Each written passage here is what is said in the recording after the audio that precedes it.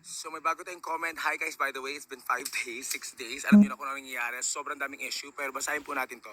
So, puro ka ex-deal. Nagtitipid ka na ba? Wala ka na bang pera? Maghihirap ka na ba? Naghihirap ka na ba? Ang pambansang mayaman, wala ng pera. Nakakatawa ka. First of all guys, kahit sino ka pang mayaman, kung mag-endorse ka ng kahit anong bagay, kailangan mo yun, kailangan mo mag-invest doon. Ano ako? Trabaho ko po to. Pag mag-advertise po ako ng isa, kahit ano pang bagay yan, kahit maliit na store, maliit na kahit ano pa yan, kung hingi ka ng tulong pang advertisement, magbabayad ka, ano, bibigay ko sa yung libre, kahit bilyonaryo pa ako ng buong Pilipinas, bakit lahat ng bilyonaryo tumutulong ng ganung way, nag-advertise for free? No, wala na pong free sa mundong ito. My God, kung gusto po nila, kung yung tao, kung ka-extra ko po yung bye-bye, okay, example po yung nangyari po ngayon, bye-bye seafood na yan. Kung sila po nag-reach out sa akin, o ako nag-reach out, di ba, pwede naman nila akong i-cancel, sabihin po nilang, ay, hindi po kami nag-ex-deal sa ganong karami. Yun lang, easy, aalis kami. Kaya nga ako nagtatanong, 15 po kami, 18 na tao ang family ko. Makakamura po ako dyan. Hindi porke mayaman, kasi mga crab mentality ng porke mayaman, may pera ng ganito. Tas bibili daw ako ng mga diamonds. Gusto ko yun eh. Gusto ko pa rin makamura yung 10,000, 7,000, 8,000 na yun na masisave ko. Pera pa rin yun, di ba? So hindi nyo kasi nagigets kasi hindi nyo po trabaho itong trabaho na ito. Matagal na po akong social media, meron din po akong ibang jobs, hindi lang po ito yung pinagkakakitaan ko. Pero pinagkakakitaan ko po ito, binibigay ko po sa mga ibang tao. Sinabi ko na po yan from the beginning.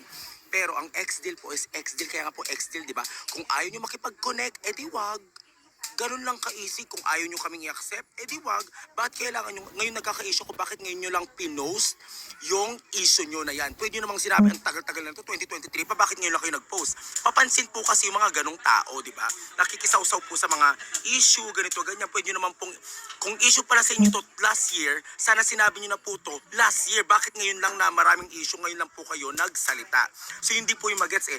At saka wala po kaming kinain ni isang crab leg dyan sa inyo, kaya bakit po kayo nagagalit at bakit po kayo nag-a-accuse na mga accusations nyo sa akin? Kung sana kumain ako dyan at saka umalis kami ng 15 packs. First of all, alam mong marami kami ng family ko. Marami kami lagi mga pinupuntahan namin mga restaurant. Alam mong marami kami. So ngayon, sabi mo, hindi ko po alam na kala ko 2 to 3 packs. Hello ka ba? Nakita mo mga story ko lahat-lahat. Marami kami ng family ko. Galit ako ngayon dahil sa mga accusations nyo na yan. Hindi po tama yun. Kung gusto mo ng ex-deal, kung ayaw mo ng ex-deal, bayaran mo yung per post ko, sige. Kasi ipopost kita. Pero hindi eh. Actually, sa sa social media, makakatulong ako sa advertising kung masarap yung food mo. I-advertise ko yan. Kaya nga po ex-deal ang tawag. Gusto ko pong linawin sa inyo po yun. Hindi porket may kaya, mayaman, kailangan bayaran lahat. Hindi. Kung magpapa-favor ka, humingi ka ng favor sa akin, edi bayaran mo rin yung part ko. I-accommodate mo rin ako. Di ba? Kahit walang yaman-yaman dyan. Trabaho po to. Kung gusto mong ipa-advertise yung store mo, i-advertise ko. Pero bigyan mo ako ng something. Actually, di ba po, nagpapa-charge pa. Bibigyan mo sila ng free na pagkain. Tapos babayaran mo pa. May mga ganun po. Ako nga ex-deal lang po eh. Pero hindi ko naman sinasabing sikat ako, di ba? Kaya nga ako nagtatanong. Before ako pumunta dyan, nagtanong muna po ako ng maayos kung gumagawa po ba kayo ng ex-deal.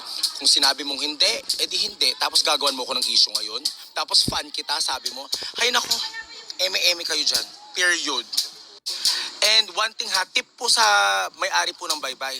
As a owner, as a CEO, dapat hindi po kayo nagre-release ng mga ganung bagay.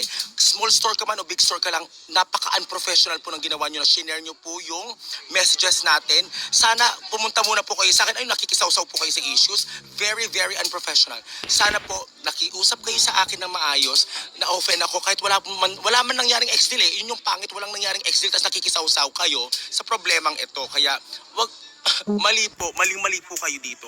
Ako, pwede nyo po akong kinancel nung una pa lang sinabihan nyo po ako na hindi ko po kayo magpakain ng 18 packs. Tapos, yun na yun. Pero hindi eh. Pinahaba nyo po. Again, tip lang po yun ha.